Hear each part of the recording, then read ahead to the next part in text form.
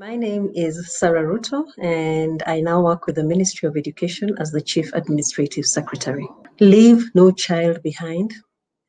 No goal will be considered met unless met for all.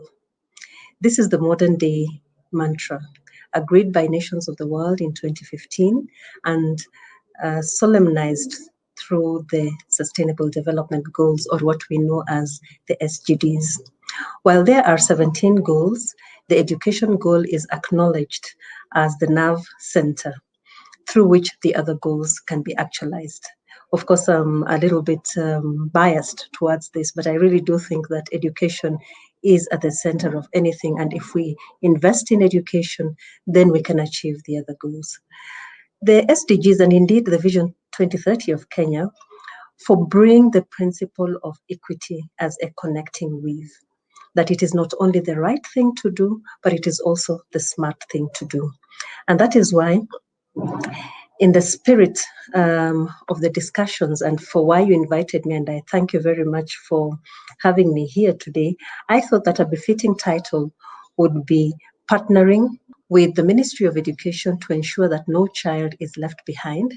And I will briefly just look at some priorities, but really invite you to create your own priorities and then suggest one opportunity that in which if we start engaging as the pivot, it will open the way for all of us. So partnering with the Ministry of Education to ensure that no child is left behind.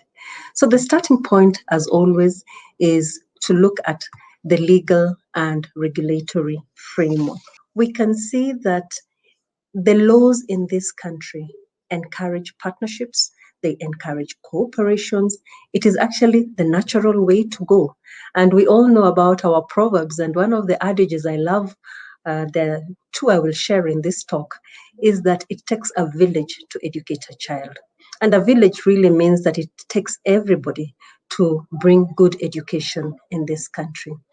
So working together is acknowledged, it is recognized. And I'd like to point us to two specific pieces of documentation. The first is the Education Act of 2013.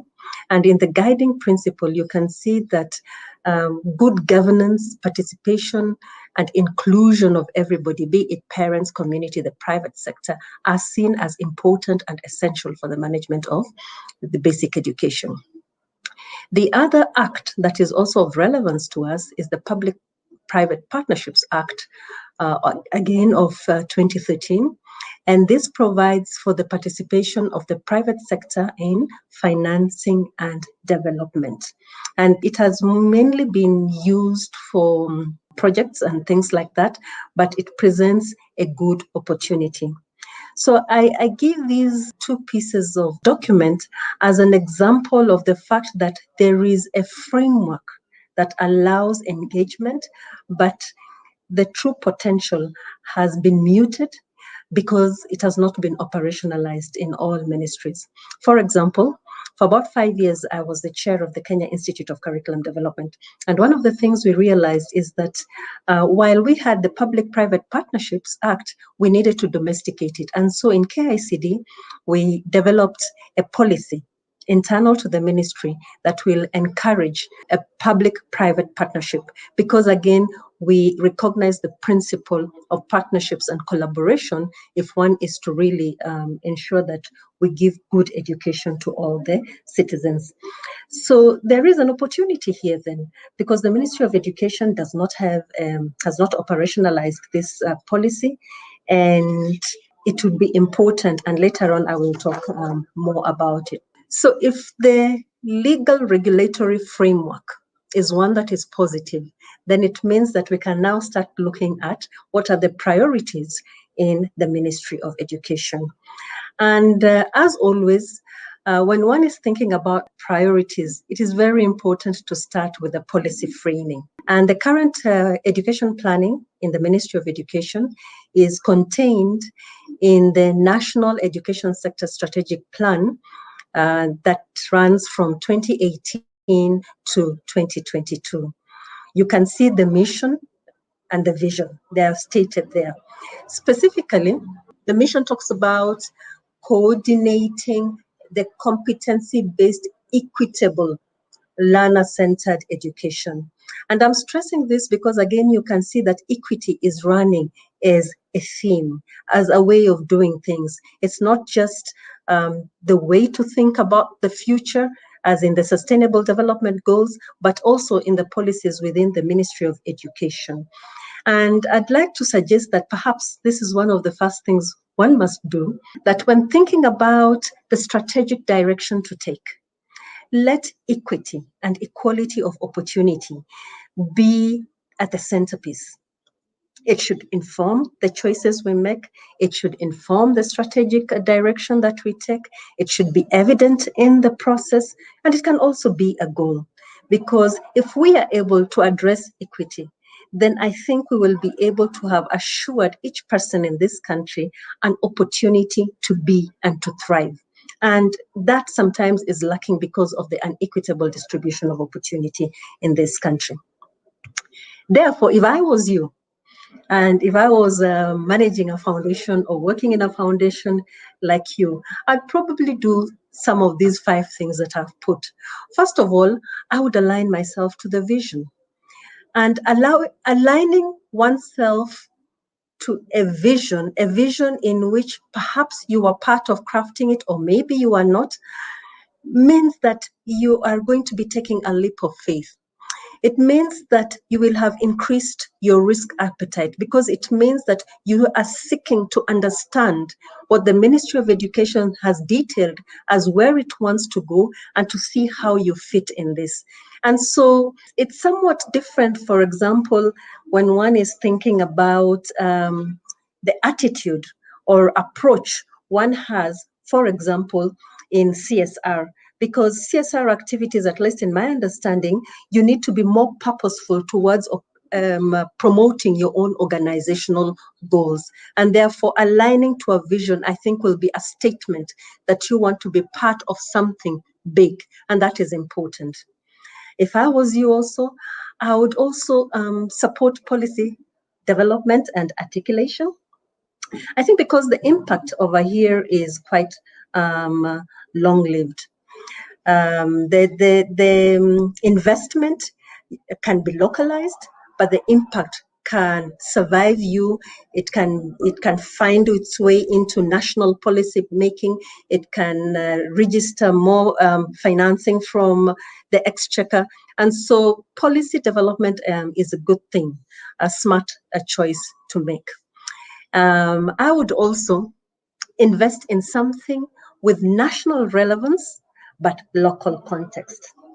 And this for me is very important, because we have seen that if you look at international development, and also sometimes if you look at development from the urban areas going to our rural areas, we have perfected the art of parachuting expertise. And that might be well-intentioned, because a place might not have the resource that you want. And so with all good intention, you decide, let us bring expertise from somewhere else. But what happens is that through this act that has been intentioned by the very best in you, but through this act, we steal the possibility of local communities engaging in something, experiencing something, learning and growing. Therefore, you steal an opportunity of learning from them. That is why it is important that even if there is something national, build local context. Be purposeful in identifying local, investing there, and making it grow to what is seen to be the standard from a national level. And that brings me to the second proverb, which I always think about when I'm thinking about national vis-a-vis local context, that if you want to walk fast, walk alone. But if you want to go far, you have to work together. And investment in a local context will allow you to go far, and this will be more impactful. The resources and the strength will be there even once the intervention you are supporting has gone. And therefore, I think this would be very smart investment. The other things to do, which I think are common sense, is also to seek evidence-based implementation. And evidence is very because sometimes we are very well intentioned, but we start programs or processes that end up wasting children's time, for example, and that is time gone. But if one institutes a mechanism of reflecting, of looking back, asking yourself, is this leading us where we want to go? Then I think we can be smarter and more efficient and effective in what we are doing. And of course, the last thing that I would do, I would seek synergy, not duplication. I would seek collaborations, because when you're together, you also learn more, you avoid each other's mistakes. Making mistakes is a natural part of learning, but sometimes I feel we should make new mistakes because it means we have learned from somebody else's experiences and forged a new way. So this idea of building synergy, working together, is very, very important. Having therefore painted this then brings me to then what are the priorities then in the Ministry of Education, given that the policy document is over there, available in the internet, and you can actually find it. What would be the priorities? And I've suggested 3 and 1 more. And the first priority is based on the fact that we are in a reform moment here in Kenya today. We are actually in the 3rd major transition of educational development in Kenya. And it therefore presents a very good opportunity to engage. And there are very many areas one can engage depending on the interest you have and, of course, the institutional strength that you come with. The reforms have brought with them a competency-based approach. Many people know about CBC, which is a competency-based curriculum. Some people might know about CBA, which is a competency-based assessments. And if some of you have your children in the Kenyan system, you will know that every so often children come with activities that require your support. So it is a competency-based assessment. We also have competency-based education training that is targeting our TVET sector, competency-based teacher education. Then on the other hand, we have like the Kenya National Qualifications Framework that is seeking to unite the different qualifications, trying to identify prior knowledge, bringing in, for example, the good expertise we have in our Juakali sector where people know but perhaps cannot say, and trying to accommodate this so that we are acknowledging all types of experience as being valid. So there are very many changes, movements, reforms, and I'd really like to invite you to be part of this. I'd specifically like to invite you to perhaps consider investing in the teacher education reforms because these have just started off now. We started off with the curriculum reforms several years ago, but the teacher education reforms have started now. And this is because of the essence of a teacher. If we can have a teacher who is a good teacher, a teacher who enjoys seeing children grow, is empathetic, is motivated, is well prepared, this teacher can assure equality of opportunity because they will use whatever resources they have to ensure that their children learn. And if this teacher can be availed everywhere, be it in the Kenya's agricultural areas or urban areas, from the north to the south, then it will mean that we will begin expanding opportunity. Because at the moment, we no longer have really a big problem of access. Yes, there are a few pockets that need attention. The main area we have is to focus on quality, and the teacher is at the center of this. And therefore, this is a priority that there's a lot of effort going on now in our primary teacher training colleges, which are no longer going to be offering certificate courses. They're going to be offering diploma courses. Qualifications have been heightened. There's a lot of anxiety and ease, wondering, will this work? And therefore, it's a good opportunity to see how can one make this work and improve education in this country. The second priority is what I had mentioned before, investing in articulating principles of action, be they through policies, through guidelines, because it is one moment with long-lasting impact. In this particular case, I'd like to give one or two examples in terms of the space that we can have for policies. First and foremost, as some of you might know, we had the task force report that was launched very recently by the president in January of 2021. And it urges for the development of a public-private partnerships framework. Again, if this came into place, it would make it very easy for everybody to engage, because there is a framework known both within the ministry and outside of what needs to be done. I mentioned earlier on that we have the Public-Private Partnerships Act of 2013. Because it has not been domesticated, we don't even have partnership principles. If these were developed, then again, it will be very easy to have a culture of collaboration, easy communication, better coordination, and this would be good for everybody. So this investment in policies, guidelines, statements, I think is good, because it just gives clarity of who needs to do what. Then we have other examples, for example, of specific policies that are required. Like at the moment, we are talking about the development of a center that will be looking at the development of indigenous languages. And language, for example, is a justice issue. And we cannot really address the poor reading outcomes without also addressing the question of language. One of the authors I enjoy reading is called Frantz Fanon, and he once stated that whoever owns a language rules the world.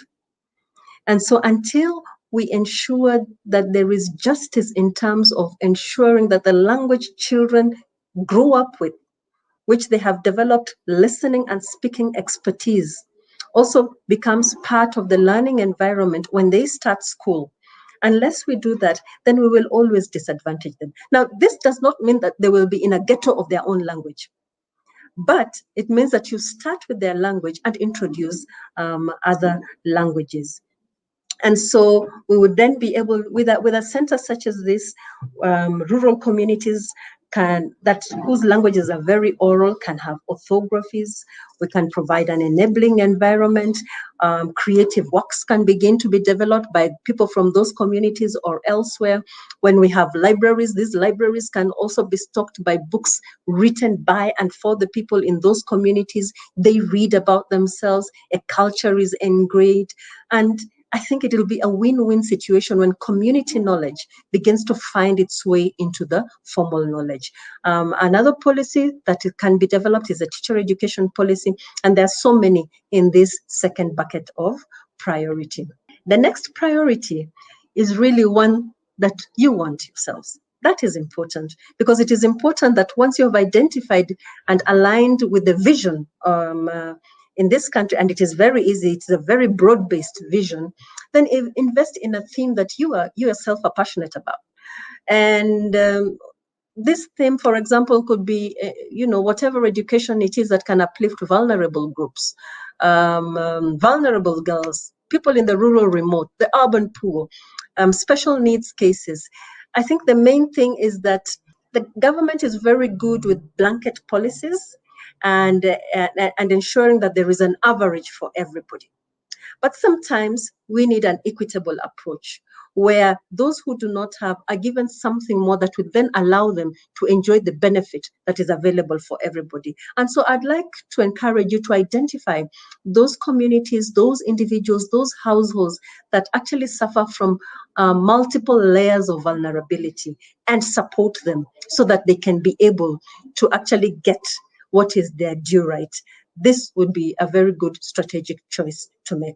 Other areas that, if you are interested in it, is, for example, we're now in the process of developing digital-based assessments, adaptive assessments, because the policy now is in the competency-based curriculum is nurturing every child's potential. And for you to nurture every child's potential, then really you also need to have multiple assessments.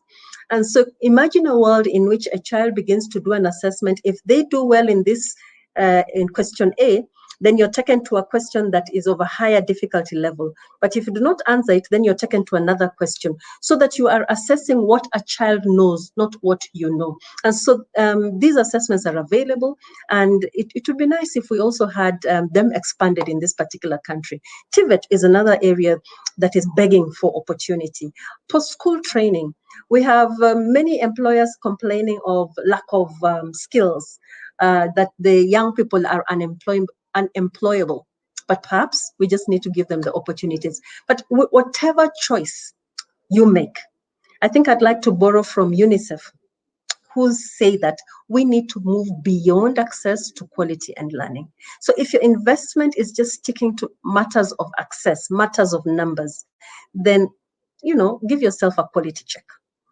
We need to move beyond averages to equality of learning. And that is why I was saying one needs to identify those communities that are left out and seek those who really need support, and invest in them so that you can raise their equality of opportunity.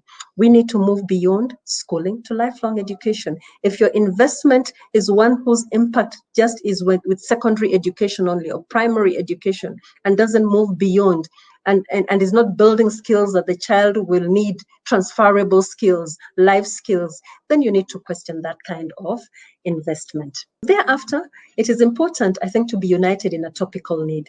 And today, the topical need has been necessitated by COVID-19 pandemic. We have now seen huge demands on water and sanitation. I was in a school where children were collecting water from a pan that goats and cows come to drink water. And this is during a COVID pandemic. If a well could be found for this school, it'll help this school. Yes, it looks small, but there are 300-400 students who go to that school. We have had this year so many child mothers. Personally, during the examination period, I was able to meet a girl who did her first 3 papers when she was in labor, gave birth 3 hours after her last paper. 12 hours later, the following day, was doing another paper. And this girl got 265 marks, but she has a baby. And I've always felt and thought that perhaps this was a girl who could have gotten more. So we need to find these child mothers and support them in this last phase that they have of their education. So I'd like to stop there when it comes to priorities. So what would be then the practical step in terms of how then does one engage? The Ministry of Education, I think, maybe does feel like a maze for you. Whom do you go to see? Do you go to the cabinet secretary, or do you go to one of the directorates? Because we do have a directorate for partnership. And when I was thinking about it, I thought that perhaps the best thing for you to do, and you have already started doing it, is to create, for lack of another word, let me call it the corporate private foundations education group. Because if you organize yourselves in a group, then it will ease engagement. It will allow a one point reference. And we have other sequels, like we have the Education Development Partners Cooperation Group that have formed themselves as a group. They have representation from the ministry, sometimes even from the civil society, and have known points when they can engage.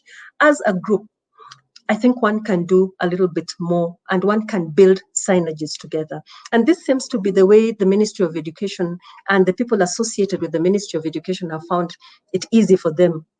For example, if you're talking about the principals of primary teachers' colleges, they form themselves into an association. Principals of special needs schools in Kenya have their own association. International and private schools have their own. Teachers, it's easier when you have a group, because then that group can be identified. And when the Ministry of Education has its own planning processes, it knows whom to invite.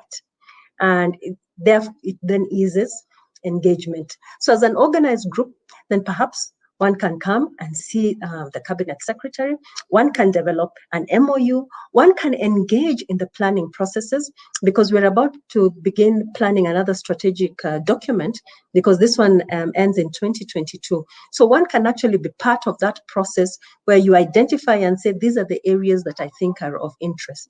So forming yourselves into a group. will be, I think, a critical first step in terms of engaging with the Ministry of Education. And with that, I'd like to stop there. Thank you for listening to me.